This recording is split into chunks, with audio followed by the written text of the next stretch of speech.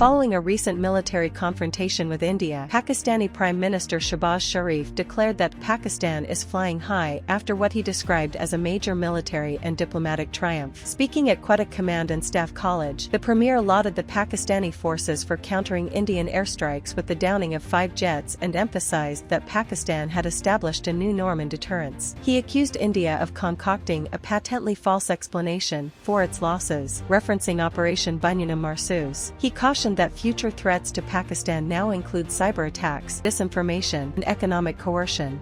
The recent Indian aggression against Pakistan, violating our territorial integrity and targeting our innocent civilians, was not merely countered successfully, but instead we succeeded in turning the tables on those who are dreaming of establishing a new norm.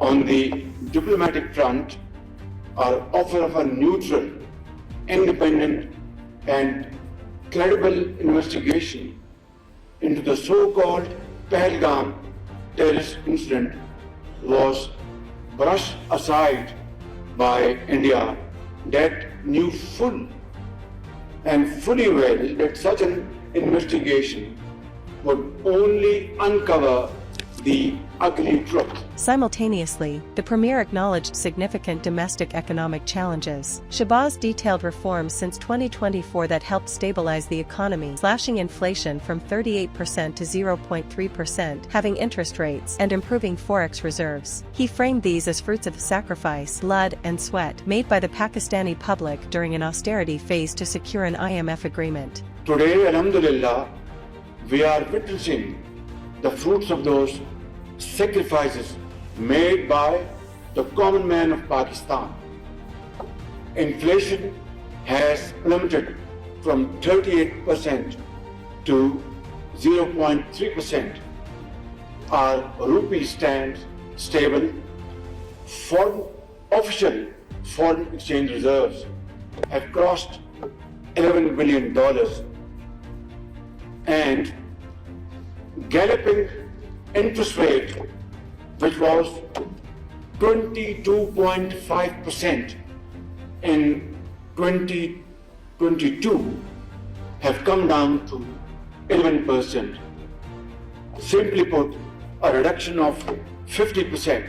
On the diplomatic front, Pakistan's foreign ministry accused India of violating international human rights obligations by inciting hatred against Muslims during a tense period. Islamabad expressed alarm over a surge in Islamophobic incidents, including hate crimes and state inaction, citing 184 cases documented by APCR between April 27 and May 8. Tensions over water are rising, quite literally. In just 2 days, Chenab River inflows dropped by 91,000 cusecs, according to WAPDA. The sudden cut from over 98,000 to just 7,200 cusecs follows India's suspension of the Indus Waters Treaty (IWT) after blaming Pakistan for the Kashmir attack, a claim Islamabad denies. Pakistan's PM Shehbaz Sharif condemned the move, warning against the weaponization of water. "This is a red line," he said, "and we will not allow Delhi to cross it." India, meanwhile, has fast-tracked dam and hydropower construction on rivers allocated to Pakistan. A Punjab irrigation official claims the water is being diverted to fill Indian dams in the Chenab Basin. With no discharge from Marala headworks, Pakistan's agriculture stands at risk and diplomacy dries up. Meanwhile, trade tensions flared as U.S. President Donald Trump revealed that Pakistani officials are headed to Washington to discuss reciprocal tariffs amid threats of a 29% duty on Pakistani exports. Trump tied trade cooperation to peace, stating, "I wouldn't have any interest in making a deal with either Pakistan or India if they were going to be at war. And I wouldn't have any interest in making a deal with either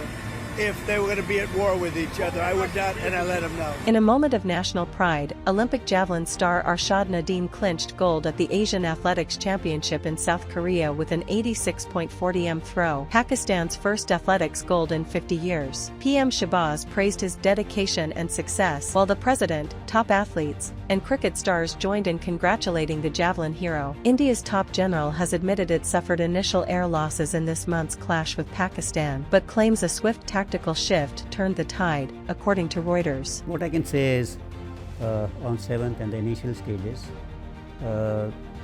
There were losses, but the numbers, and that's not important. What was important is why did these losses occur and what did we do after that.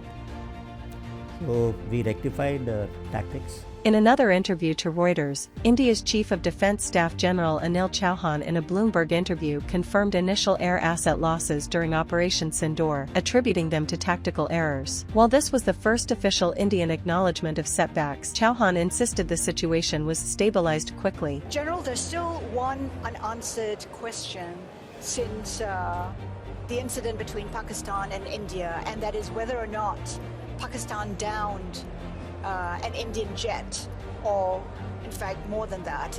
Can you confirm? I think what is important is that not the jet being down, but why they were being down. But a jet, at least one jet was downed? Yeah. Why they were. So the good part is that we are able to understand the tactical mistake which we made, remedy it, rectify it, and then implement it again after 2 days, and flew all our jets, again targeting at long range, which I said. Pakistan claims 6 Indian jets were downed. Is it correct in that estimate? Absolutely incorrect, and that is not information which I said is important. What is important is why they were down. That is more important for us. And what did we do after that? That's more important.